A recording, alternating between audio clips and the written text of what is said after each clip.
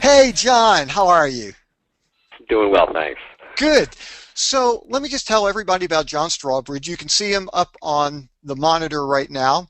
But John has worn many hats in the industry, including casting, writing. He's an author and a director.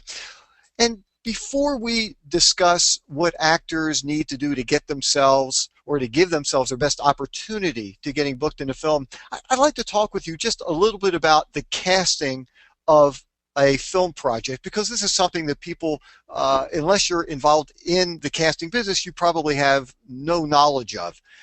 So maybe you can explain to everybody what exactly are the responsibilities of a casting director. Well, for me, there's a real big difference, and for most casting directors, between the casting process and the audition process.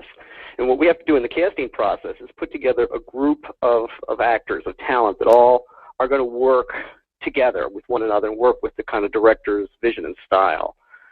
So our responsibility is really going to be to the director on the artistic side to give him or her that ensemble. And on the producer's side, to do that in budget and in a way that's going to bring an audience and satisfy an audience.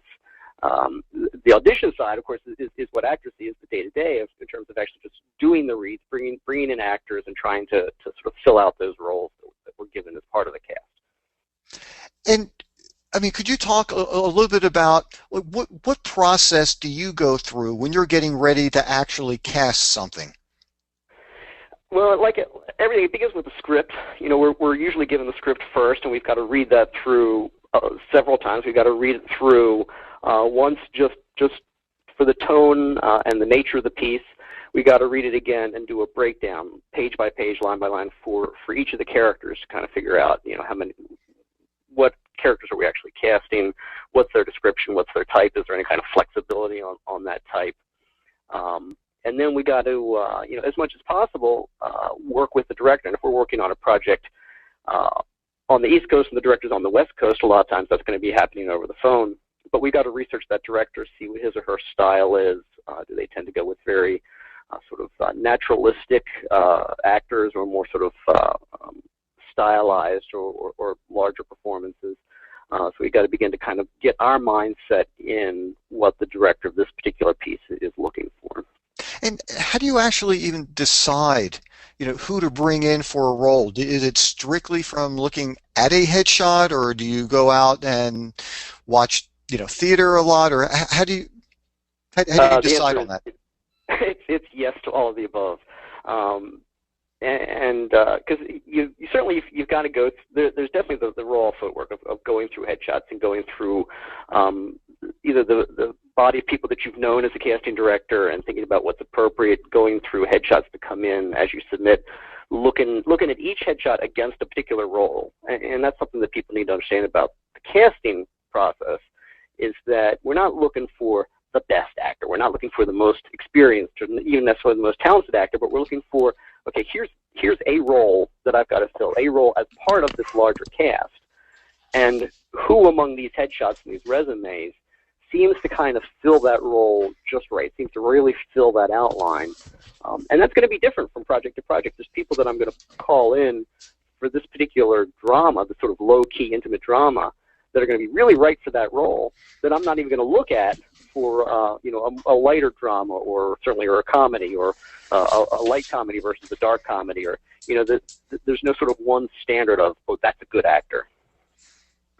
Yeah, I guess the tricky thing too is, you know, what your concept of what the character should look like in reality might be very different from a film point of view. I remember I've heard you talk about casting police officers in The Wire. Maybe you could talk about that a little bit.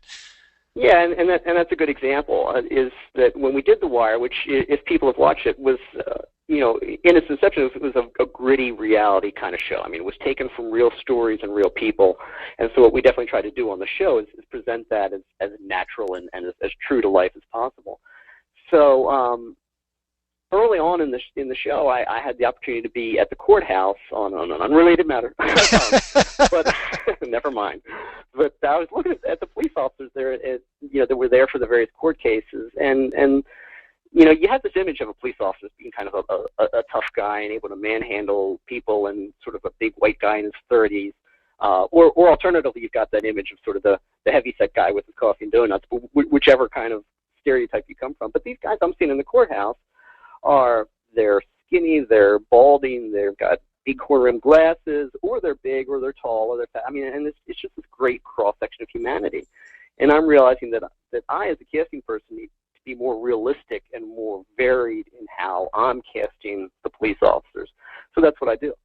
And that's great for about a week until I get a call from the producers and say, what the is wrong with the cops?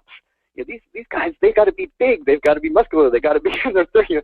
And the producers really ended up wanting this kind of stereotype of the cop because they needed the audience to get a story from how we cast it. And they needed the audience to without questioning, get the story that, okay, these are cops. And as soon as the guy walks on the screen, they're not questioning and being distracted from the story and from the larger idea of what's going on. So our standard, our gold standard in casting, even when you're going for quote unquote reality, is what does the audience accept? What is their language? What do they understand in terms of how these roles are going to go? So to that degree, you've got to kind of know your audience as well as your director. And it's different for cable audience or for network audience or for feature film or for commercial industry. You really have to take what the audience's perceptions are into account. So, which makes it even more difficult for the actor because, you walk in there and you give a read, you think it went well, and you don't get callbacks, you don't get the job, and you're thinking, well, they must have hated what I did. Well, right.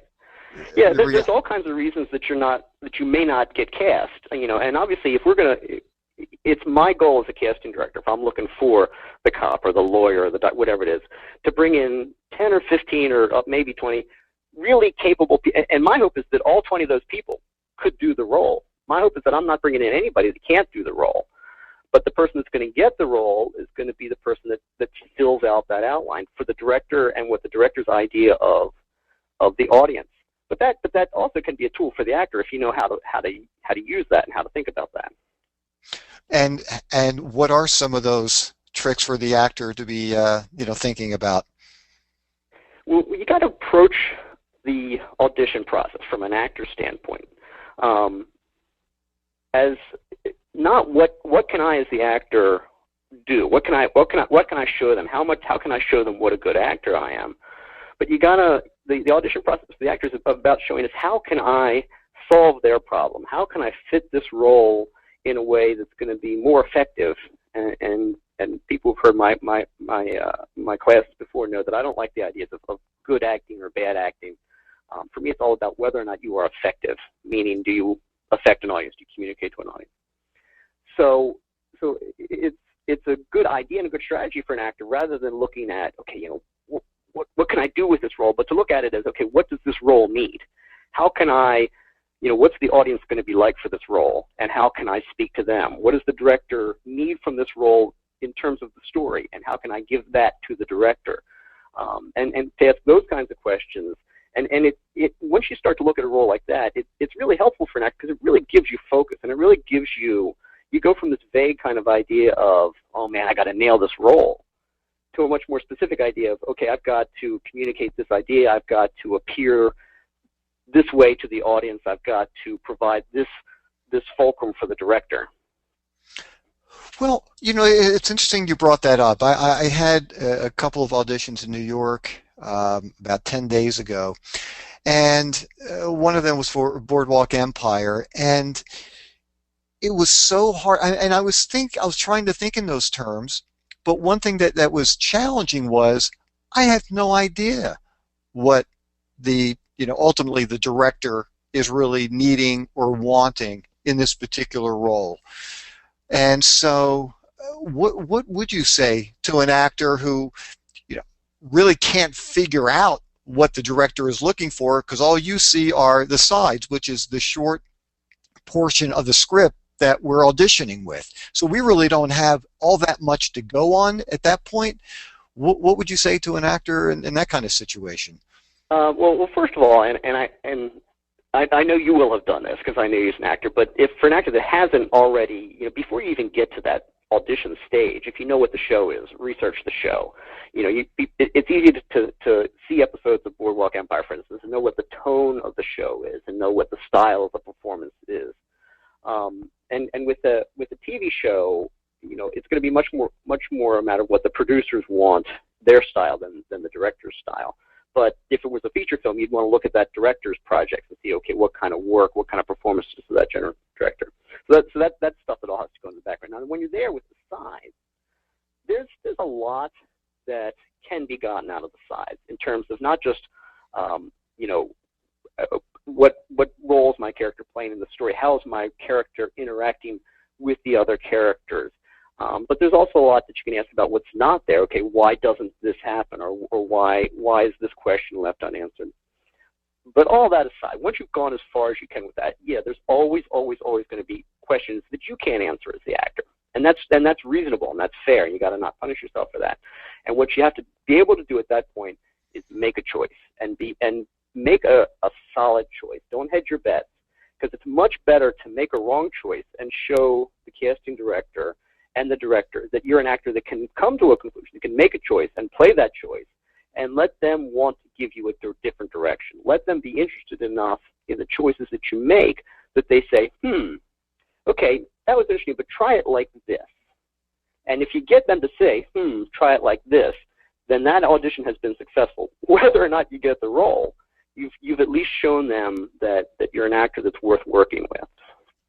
And, and it's interesting that you brought that up, because I've had a number of people say to me, apparently they just don't like what I'm doing. I've auditioned for this show, 5, 8, 9 times, and I get callbacks. I never get the part. They must hate what I'm doing.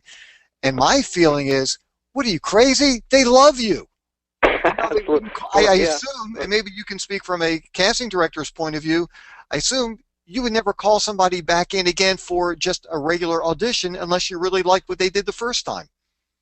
Of course, yeah. And going back to Homicide, we had one actor that used to put little tick marks. We didn't know till years later, but he put little tick marks on the wall behind the chair, how many times he'd been in. I don't recommend that, by the way. I'm not endorsing that to deface the casting director's property. But absolutely, somebody that comes in and again, people always say the worst thing you do is blow an audition. The worst thing you can do, from my standpoint as a casting director, is be boring in an audition. Is be. And I'm not sure it's right to say too safe, but to not make a choice, to play the middle of the road. And those are the people that, yeah, I'm not calling them again. But if I call you back, if you're coming back, there's people that we've stuck with over the course of the TV series that I've cast. Years, literally, bringing them back for years, just trying to find the right fit and the right moment. And even the producers would be, oh, it's Aaron again. Yeah. But and we've got different directors for different episodes, and so eventually you kind of get behind it. You've actually got a casting director who's behind you as an actor if they're really trying to try again. I mean, have you ever had an actor where the guy's been called in, so many times that you actually start feeling bad, and you actually ask a director, hey, could you do me a favor? Just give him something. Just give him one word on this show, please. The guy's good. We've brought him in a lot. Can you fit him in any place? I won't say there aren't times we will stick our neck out for an actor that we believe in, but I probably wouldn't do exactly that, because if I cared that much, I wouldn't want that actor to have the one-line role. And those are the things that go on in casting that might surprise actors. There are times when, there's an actor that I think is really strong, and, some that I think would be good for like a multi-episode arc, maybe a 2 or 3 episode arc. And the director will say, well, I don't like him for the part you brought him in for. Let's bring him in for the waiter. And we'll tell the director, no, it turns out he's not available. And the actor doesn't know that we just cost him a role, but I'm not going to waste this actor on the one-line waiter when I know this is somebody that I need down the line to carry a bigger story or a bigger character. And those are the kinds of things that you have to do as a casting director, particularly on a series. On a film, if the waiter was all that was left, you give him the waiter. But on a series, it's really for the casting director the art of managing the whole series, of finding the best actor for this moment in this role, rather than just kind of blowing all your best actors in episodes 1 and 2. Maybe you could, if you would, just kind of walk people through the process of how things work.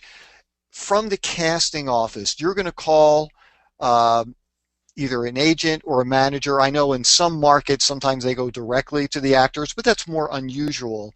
And then you call somebody in for the audition. Typically, are they going to get the sides ahead of time, or do they get the sides when they first walk into the audition? More and more you're going to get, and particularly and there's a big difference between the New York and LA markets and everywhere else. So it's funny because when you talk about something that's done more often, it's probably done more often outside of New York or in LA, but it's done more commonly in those two markets where most of the film and TV is produced. And in those major markets, you're almost certainly going to get the sides ahead of time, because those markets have things like Sides Express and different sides on demands where once you get the audition, they'll tell you where to go online to download those sides. Outside of those markets, and I've done a lot of work in DC, Baltimore, and places where that system isn't really in place, you're not as likely to get the sides, because for me to spend, if I've got 60 people coming in tomorrow, that's 3 hours of standing by the fax machine or trying to upload.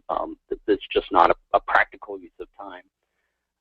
And for myself, as a matter of preference, I always prefer the cold read, because I really like to see one of the things I'm looking for in an audition, and I said before, it's not necessarily about the best actor, but I'm really looking for an actor's ability to make and come to choices, because time on set is precious. So I like to see, even if I know, and of course I know if I'm doing cold reads, I know it's not a polished, it's not a finished performance. I get that. I've done this enough years that you don't have to be concerned that I'm seeing a cold performance. But it really helps me see what an actor does as far as making choices, him or herself, rather than what that actor's coach may have done with that one scene that we may not get with the other scenes that are going to turn up in that script. So then basically, after they come in, and let's say they're not in a city where they're getting the sides ahead of time, they're handed the sides, they're looking at things, they walk in, they're going to sit down with a video camera, there'll be a casting director, and then typically they'll have a reader, somebody who's reading the lines opposite to them. Right, and most often, and again, in the secondary markets outside of New York or LA, it's just like you said. You sign in. Some places they're going to take you in the order you sign in. Some places are pretty deliberate about your appointment time. But yeah, you'll do that. You'll do that scene either for the casting director or possibly for an assistant. And if you're lucky, and if there's plenty of time, you'll get a rehearsal. And that's that moment when hopefully you'll get them to see what you're doing and say, okay, make this adjustment. And you gotta really hear what they're saying and make that adjustment pretty quickly, and then they'll put that on tape. And for the most part, the directors could, and I had an actress asking me about this actually a couple of days ago. It's like, do you think they're just going to erase my performance?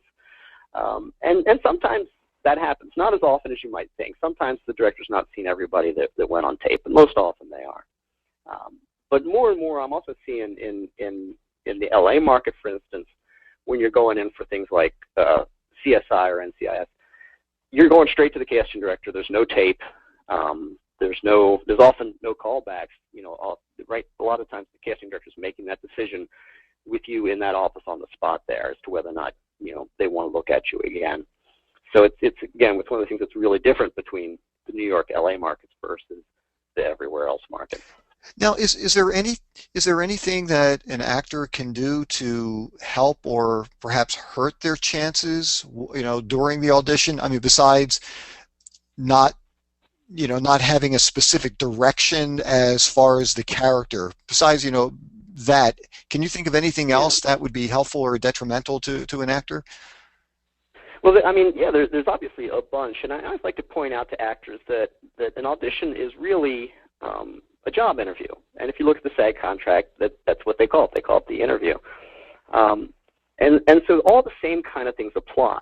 Whether or not you're on time or late is going to make a big difference. Whether or not you handle yourself in a professional way. Do you seem to have all your stuff together? Is your headshot and resume handy? Are you, prepared with your scene? Are you comfortable in your scene? And there's a lot of times actors will come in and they'll be, in all good intention, they'll be very grateful for the audition. Oh, I'm so thankful. I've wanted to do this for years. I appreciate, and they're so enthusiastic that you begin to think, man, will no one hire this person? How desperate are they for work? So you've really got to come in with that attitude that you're not you're sort of beseeching at the altar, but that you are one of our peers. You are a professional. You're going to help us solve this problem of filling this role by making choices and playing the choices that you're able to make.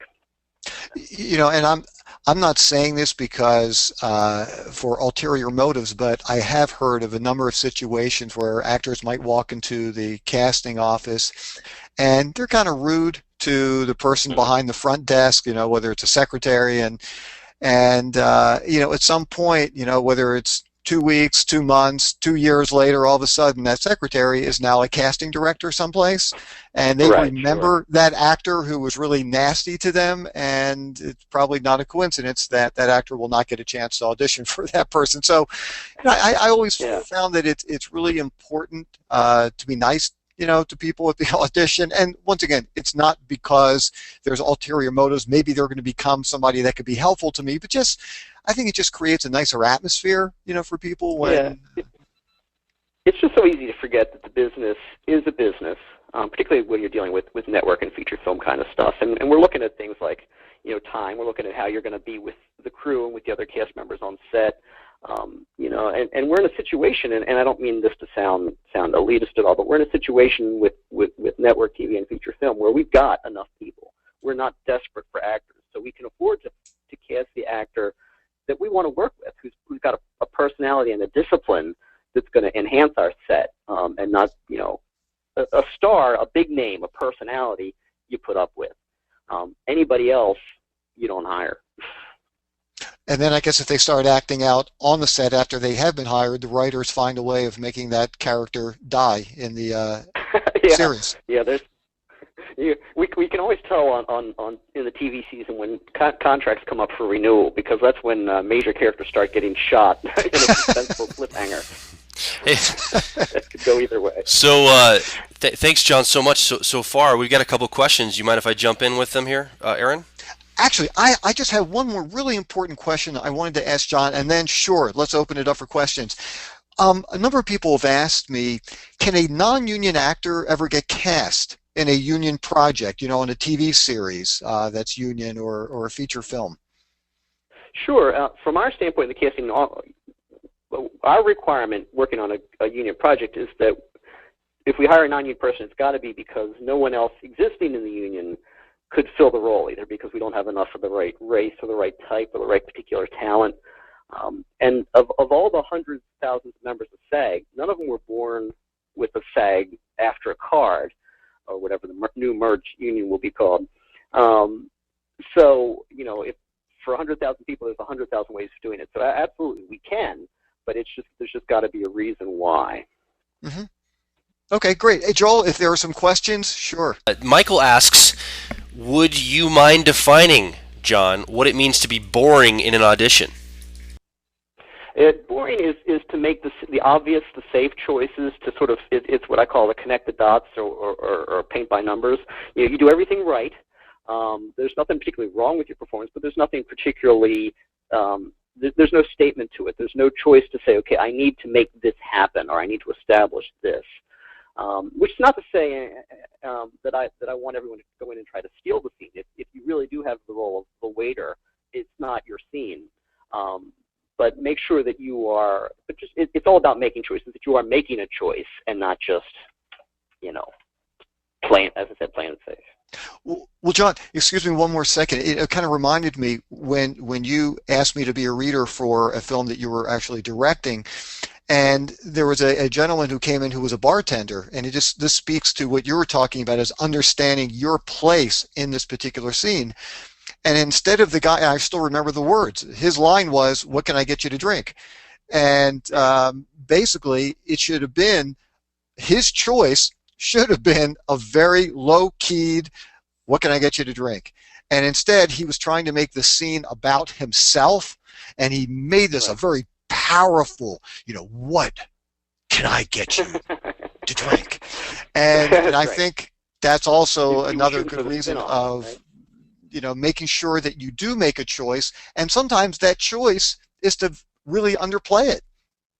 Yeah, and in that case, the choice was about letting the audience see how you feel about the person you're talking to, and it had nothing to do with serving a drink or being a bartender, which is why I say you really got to understand what goes into the script. So the choice would have been create a relationship with the person you're talking to, even for that one line. That's great. We got a question from Chelsea, and this is an actual great question to end on. She says, if you could only give one piece of advice that you think is the most important thing to know for a young, aspiring actress, what would it be? Oh, good. I need another half hour. One piece of advice, it would really be probably one of the things I said already, make a choice, whether it's in terms of your headshot, in terms of how you market yourself, in terms of what you're doing with the scene. Make a choice and have a reason for that choice, even at the risk of knowing that if I do this, some people are going to love me, some people are going to hate me. But it's worth having people hate you to have people love you professionally. Great. Hey, John, I know we're going to have to wind things up. I want to let everybody know John wrote a great book. It's called The Audition Book. It's right on the website. Actually, the website is theauditionbook.com. You can see it on the PowerPoint right now on the monitor, and you can get a copy there. And John, besides being just a really very talented guy, just to let everybody know, John is also one of the really, really nice human beings in this industry, and I took a class with John. Just a very talented guy, and always love spending time with you, man. Thank you, Aaron. Thank you.